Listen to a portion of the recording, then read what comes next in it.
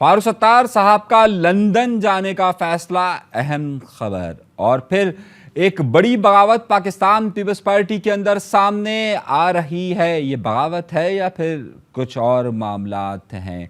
اور جماعت اسلامی نے آج گورنر ہاؤس کے گھیراؤ کا انکار کر دیا۔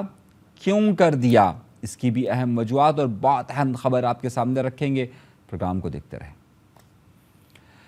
اب پروگرام کا باقاعدہ آغاز کرتے ہیں اپنے پروردگار کے شکر سے۔ یوں تو آج کی سب سے بڑی خبر اسماعیل ہانیہ کی شہادت ہی ہے، انا للہ و انا الیہ راجعون، لیکن اس کے ساتھ ساتھ ظاہر ہے باقی بھی بہت ساری خبریں، اور اسماعیل ہانیہ کا جو واقعہ ہوا ہے اس کی تفصیلات ہم اپنے کسی اور ویلاگ کے اندر کہیں گے، مگر بہت ساری بہت اہم خبر ہوئی ہے۔ جماعت اسلامی کے اس وقت کے امیر یعنی کہ حافظ نعیم الرحمن صاحب نے کراچی سے اپنی چلنے والی روایت نہیں بلکہ قاضی حسین احمد صاحب کے زمانے سے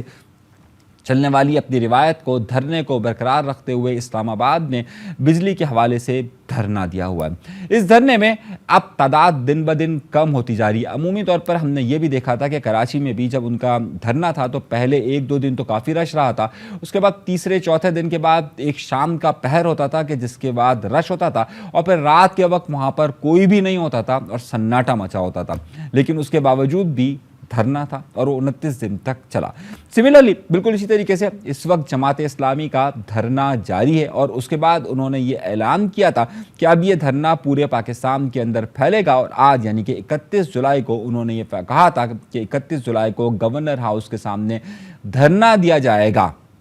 مگر ہمارے پاس کچھ اور خبریں، اور جس طریقے سے میں نے اپنے ایک پروگرام کے اندر کہا تھا کہ میری اطلاعات کے مطابق 1 یا 2 اگست کو یہ دھرنا ختم ہو جائے گا، اور آپ کو ایسا لگے گا کہ جیسے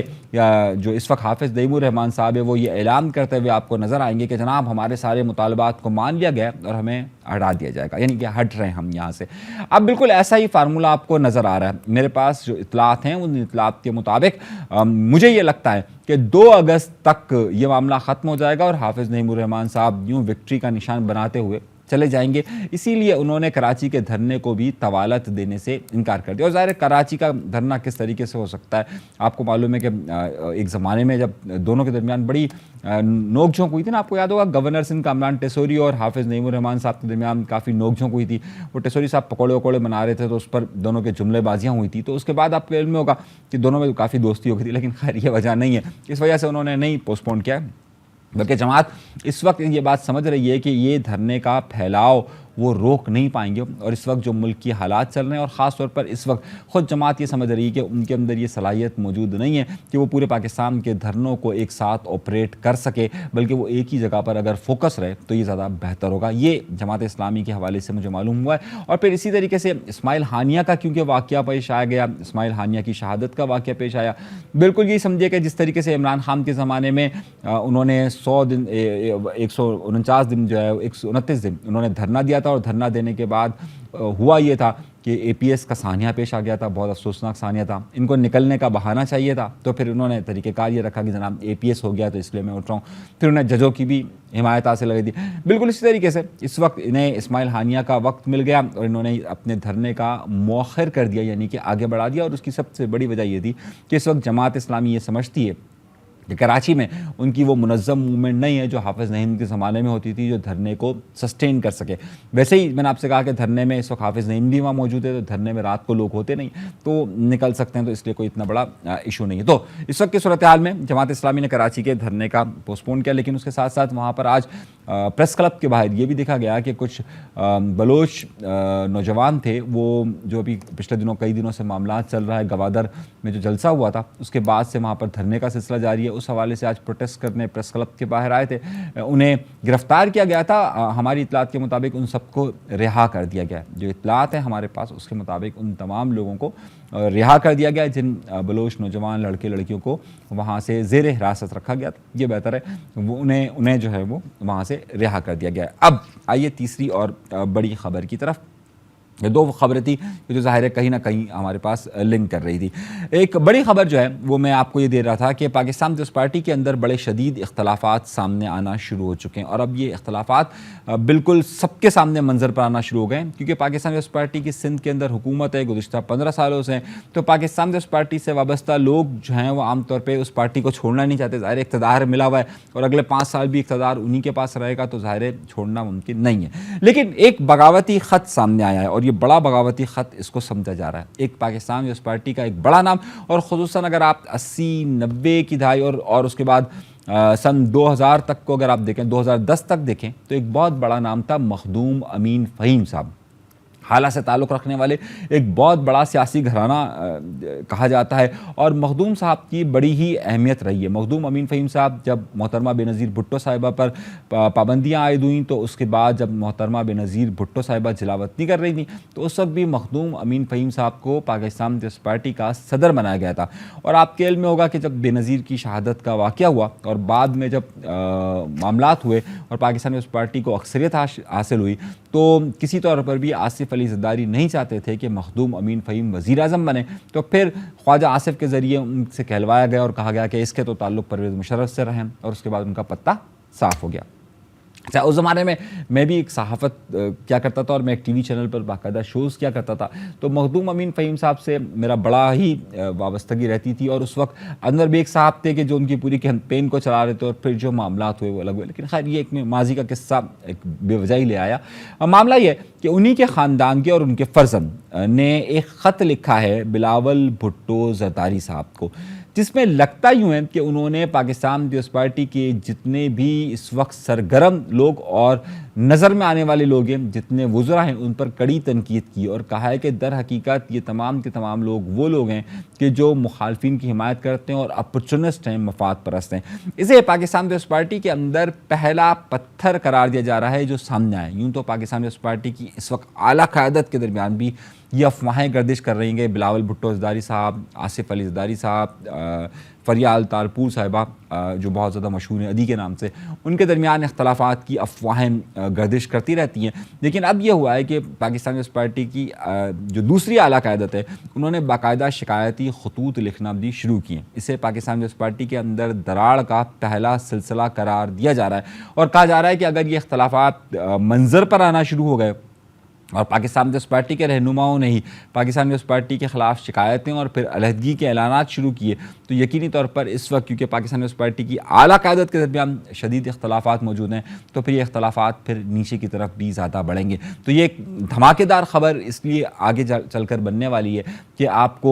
کے علم میں ہوگا کہ میں عام طور پر آپ کو وہ خبر دے رہا ہوں جو زیر زمین ہوتی ہے اور وہ بننے والی ہوتی ہے، اسی لیے میں بولتا ہوں، اسی لیے میرا بولنا بہت سارے لوگوں کو بہت زیادہ برا بھی لگتا ہے۔ لیکن خیر نقطہ یہی ہے کہ اب یہ معاملات جو ہے وہ آگے کی طرف بڑھ رہے ہیں، اور پاکستان پیپلز پارٹی کے اندر اختلافات کی سنجیدہ نوعیت کی خبریں مجھے آ رہی ہیں۔ ایک گروپ بن رہا ہے، وہ گروپ ڈیولپ ہونا شروع ہو چکا ہے، ملاقاتوں کا سلسلہ شروع ہو چکا ہے، کچھ اشارے کنائے ایسے مل رہے ہیں کہ وہ جو ناراض گروپ ہے وہ اب زیادہ طاقت کے ساتھ منظر پر آئے گا، آ رہا ہے یا آنے والا ہے یا لایا جائے گا، کچھ بھی ایکس وائی زیڈ، یہ سب کچھ ہونے والا ہے۔ یہ میں آپ کو اشارتاً ابھی بتا رہا ہوں، لیکن میری معلومات کے مطابق، میری جادوگرنی کے مطابق یہ سلسلہ شروع ہو چکا ہے، اور اس میں مخدوم صاحب کا یہ خط پہلا خط ہے۔ اس کے بعد بہت سارے خطوط کا سلسلہ شروع ہوگا۔ ایک اور خبر، ایم کیو ایم کے رہنماؤں نے بڑی اہم پریس کانفرنس کی ہے۔ ایم کیو ایم پاکستان کے رہنماؤں نے پریس کانفرنس کی ہے، جس میں خالد مقبول صدیقی صاحب اور فاروق ستار صاحب نے پریس کانفرنس کی۔ اچھا، کیونکہ عام طور پہ کراچی کی پالیٹکس ہے، اور کراچی کی پالیٹکس کے متعلق یہ کہا جاتا ہے کہ ان کی پریس کانفرنس ظاہر ہے کراچی میں ہوگی، لیکن ان کی پریس کانفرنس ہوئی تھی نیشنل پریس کلب کے اندر، یعنی کہ اسلام آباد کے اندر ان کی پریس کانفرنس ہوئی ہے۔ غیر متوقع طور پر، میں غیر متوقع کا لفظ استعمال کر رہا ہوں، غیر متوقع طور پر ایم کیو ایم کے دونوں رہنماؤں نے بڑا کھل کر اظہار خیال کیا۔ اچھا، میں غیر متوقع اس لیے کہہ رہا ہوں کیونکہ ایم کیو ایم لندن کا، یعنی کہ الطاف حسین صاحب کے جب معاملات ہوتے ہیں تو ایم کیو ایم پاکستان زیادہ تر ایوائڈ کرتی ہے کہ ان کے موضوعات کو نہ چھڑا جائے۔ پی ایس پی جب تھی مصطفیٰ کمال صاحب اس پر اظہار کرتے تھے، لیکن ایم کیو ایم پاکستان نے ہمیشہ ایوائڈ کیا کہ زیادہ سے زیادہ اس موضوعات پر گفتگو نہ کی جائے۔ لیکن اس بار ایم کیو ایم پاکستان کے رہنماؤں نے بڑا کھل کر اظہار کیا ہے اس معاملے پر جو کہ اس وقت مقدمہ کا چل رہا ہے. اور سوشل میڈیا پر ظاہر ہے بے تحاشا یہ خبر چل رہی تھی, نیشنل ٹی وی چینلز پر بھی چل رہی تھی کہ الطاف حسین صاحب نے وہ مقدمہ جیتا تھا, اور اس کے بعد اب ایم کیو ایم پاکستان نے کھل کر اس کا کہا ہے کہ وہ اس کی اپیل پر جا رہی ہے, اور جو ان کے پرانے وکیل تھے, جو نذیر صاحب تھے, وہی ان کی وکالت کریں گے. فاروق ستار صاحب نے یہ بھی کہا کہ اگر انہیں ان معاملات کے لیے جانا پڑے گا وہاں پر تو یہ لوگ جائیں گے وہاں پر, اور باقاعدہ اب اس مقدمے کو دیکھیں گے اور اس کی اپیل پر جائیں گے. تو در حقیقت یہ بات کہی جا رہی تھی کہ شاید ایم کیو ایم پاکستان اس حوالے سے اب دوبارہ فیصلے پر نہیں جائے گی, اپیل پر نہیں جائے گی, لیکن اب آج باقاعدہ نیشنل پریس کلب کے اندر انہوں نے اس بات کا اعلان کیا, اور انہوں نے بار بار اس بات کو دہرایا کہ جناب اب ان کا الطاف حسین صاحب سے کوئی تعلق نہیں ہے, اور یہ پراپرٹیز میں جو ہے وہ ایم کیو ایم پاکستان کا حصہ ہے. اچھا, اب وہاں پر کچھ صحافیوں نے یہ بھی سوال پوچھا کہ جناب اب آپ کو اس پراپرٹیز کا خیال کیوں ہے. انہوں نے کہا کہ جناب ہمیں تو معلوم ہی نہیں تھا کہ یہ پراپرٹیز ہیں, ہمیں تو ایم کیو ایم پاکستان بننے کے بعد, یعنی کہ جب الطاف حسین صاحب سے علیحدگی اختیار کر لی تھی, تو ہمیں تب معلوم ہوا کہ جناب یہ پراپرٹیز ہیں. میرا خیال سے ایسا نہیں ہے. صحیح ہے. اچھا, وہ سب کو معلوم تھا کہ پراپرٹیز کس کے پاس ہیں, کیوں ہیں, کیونکہ یہ معاملات بہت عرصے سے چلتا ہوا رہا تھا. تو اب باقاعدہ سے یہ فیصلہ ہو چکا ہے ایم کیو ایم پاکستان کی طرف سے, اور اس ایم کیو ایم پاکستان نے جو فیصلہ کیا ہے, اب اس کو دیکھتے ہیں کہ یہ آگے کس طرف جاتے ہیں, کیا معاملات ہوتے ہیں. دوسری طرف سے یہ بھی بات کہی جا رہی تھی کہ ایم کیو ایم لندن نے, کیونکہ پراپرٹیز ان کو دے دی ہے اور آئین کا معاملہ بھی جانا ہے اسی عدالت کے اندر, تو ظاہر اب یہ دونوں معاملات کے ساتھ جائیں گے, تو یہ خبریں آگے مزید بڑھے گی. یعنی کہ یہ کہا جا رہا تھا نا کہ جناب چلیے معاملہ اب رک جائے گا ایک طرف, لیکن ایسا لگ رہا ہے کہ ان کے درمیان یہ کانفلکٹ, یعنی کہ الطاف حسین صاحب کے درمیان اور ایم کیو ایم پاکستان کے درمیان یہ کانفلکٹ اب مزید آگے کی طرف بڑھے گا, اور یہ بیانات کا سلسلہ مزید آگے بڑھے گا. کیونکہ ظاہر ہے وہ جب اپیل پر جا رہے ہیں تو اپیل پر جائیں گے, پھر وہاں سماعت ہوگی, پھر اس کا کوئی فیصلہ آئے گا, ان سماعت کے دوران خبریں بنتی رہے گی, بیانات کا سلسلہ جاری رہے گا, یہاں سے بھی بیان آئے گا, وہاں سے بھی بیانات آئے گا, تو بیانات کا سلسلہ جاری رہے گا اور خبروں کا سلسلہ جاری رہے گا. بڑی اہم پریس کانفرنس میں اس لیے کہہ رہا ہوں, میں نے اس لیے کہا کہ عام طور پر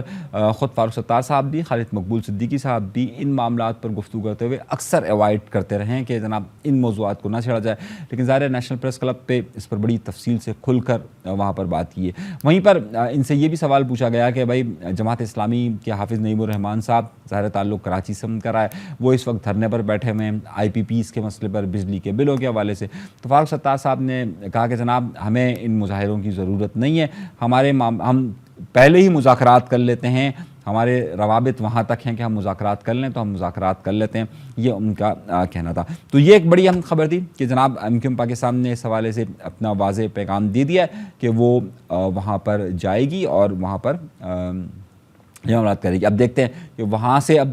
کیا سلسلہ ہوتا ہے. تو دونوں طرف سے ظاہر بیانات کا سلسلہ اور یہ سارے معاملات کا سلسلہ اسی طریقے سے چل رہا ہے. ایک اور خبر, ظاہر ہے یہ خبریں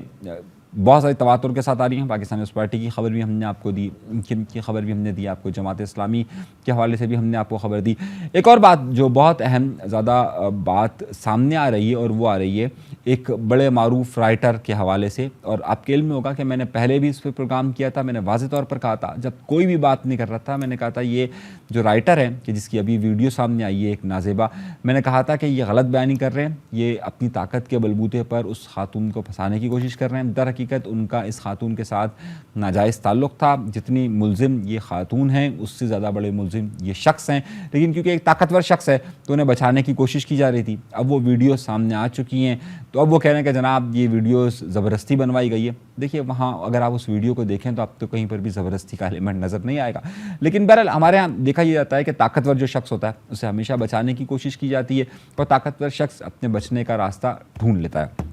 لیکن ہمارے یہاں پر معاشرتی طور پر بھی اتنی غیرت کا مظاہرہ نہیں کیا جاتا ہے. اگر آپ یہ دیکھیں کہ وہ ظاہر ایک رائٹر ہیں, تو کوئی بھی فلم کی یا ٹی وی کے لوگ, بڑے بڑے پروڈیوسر, بڑے بڑے ٹی وی چینلز اور بڑے بڑے اداکاروں کا آپ نے بیان کسی کا بھی نہیں سنا ہوگا جو کھل کر یہ کہہ سکتے ہیں بھائی اس شخص کا آئندہ ڈرامہ لکھا ہوا ہوگا, کیونکہ یہ گندا شخص ہے تو میں اس کے ڈرامے میں کام نہیں کروں گا یا نہیں کروں گی. نہیں ملے گا کوئی آپ کو کوئی پروڈیوسر ایسا نہیں ملے گا کہ جو کہ یار یہ بیکار شخص ہے, آج کے بعد اس سے ہم کام نہیں کروائیں گے, یہ گندا شخص ہے, جھوٹا شخص ہے, بدفعلی کرتا ہے, سب کچھ کرتا ہے, اس کے ساتھ ہم نہیں کریں گے. نہیں ملے گا آپ کو کوئی ٹی وی چینل ایسا نہیں ملے گا کہ جو یہ کہہ سکے کہ جناب یہ بندہ غلط کاموں میں ملوث رہا ہے, اس کے شواہد موجود ہیں, ہم اس کا ڈرامہ اب نہیں چلائیں گے, نہیں کریں, کیونکہ اس میں فائدہ ہے. اچھا اب عوام کو بھی دیکھیے نا, اب آپ کو معلوم ہے کہ جناب یہ شخص ایسا ہے کہ جو بد کردار ہے, تو ہم اس کا ڈرامہ دیکھنے کا بائیکاٹ کر دیں,